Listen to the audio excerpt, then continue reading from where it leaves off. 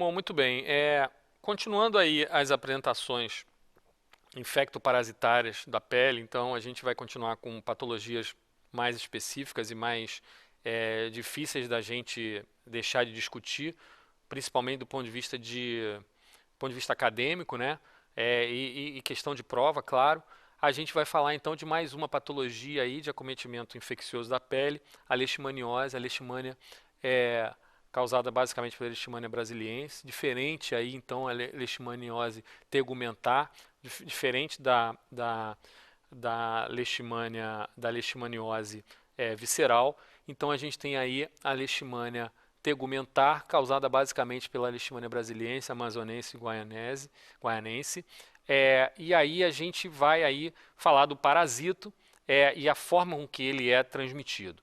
Então a gente está falando aí dessa leishmania.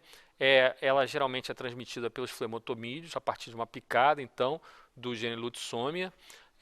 Então esse vetor leva a leishmania ao indivíduo que é picado pelo mosquito, pelo flemotomídeo de gênero Lutzomia, e aí começa a aparecer a doença propriamente dita. Do ponto de vista clínico, a gente tem uma pápula, depois uma úlcera e muitas vezes até uma estrutura de vegetação no acometimento local da infecção pela leishmaniose.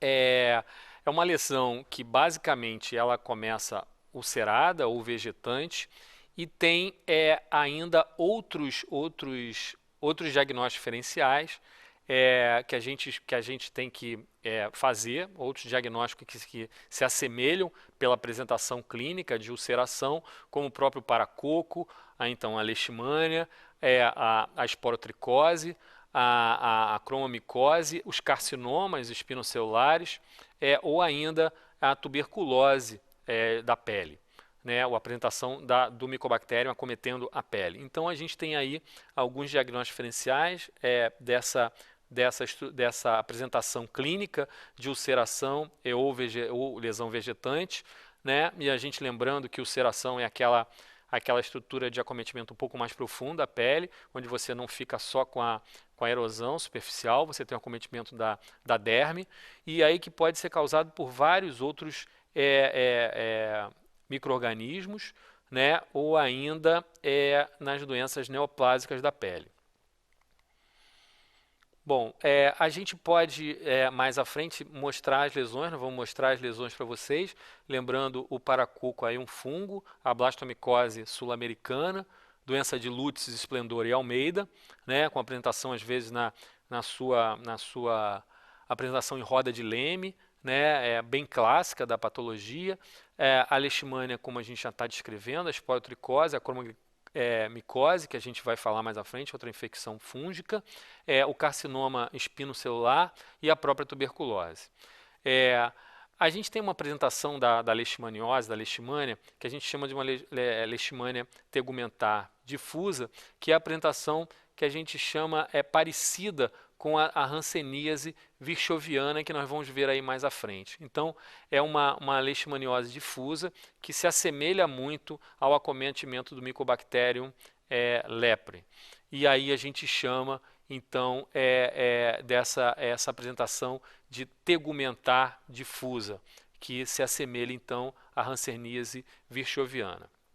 O diagnóstico da leishmaniose tegumentar é basicamente a procura do micro-organismo, né, através do exame direto, da cultura ou da sorologia. E a sorologia, então, como eu já havia falado, é a reação de Montenegro positivo, exceto, claro, na forma difusa, porque quando você tem uma reação de Montenegro positiva, você já tem uma resposta imunológica satisfatória, lembrando que a gente já havia falado com relação ao teste Mitsuda na hanseníase.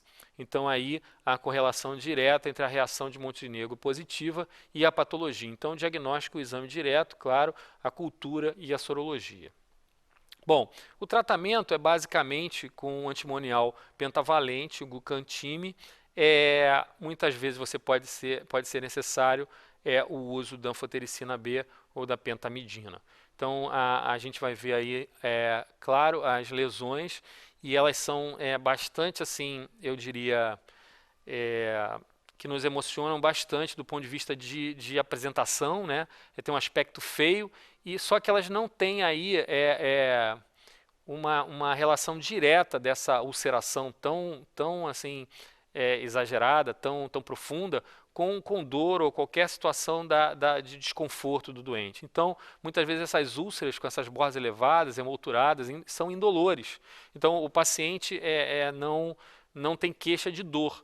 Apenas uma lesão ulcerada de aspecto bem ruim, e aí a gente vê em áreas que é possível a picada do inseto, a lesão então aí acometendo dois locais, aí mais uma lesão. Aí a forma de acometimento de próxima à mucosa nasal, então próxima à estrutura toda da asa do nariz, né? Aí mais uma vez acometimento do nariz, com a apresentação quase naquele aspecto que a gente falou, bem nodular, bem característica. Aí há acometimento então da região do palato, pela estrutura do acometimento infeccioso da leishmania. Aí o acometimento então dos lábios, né, do lábio superior.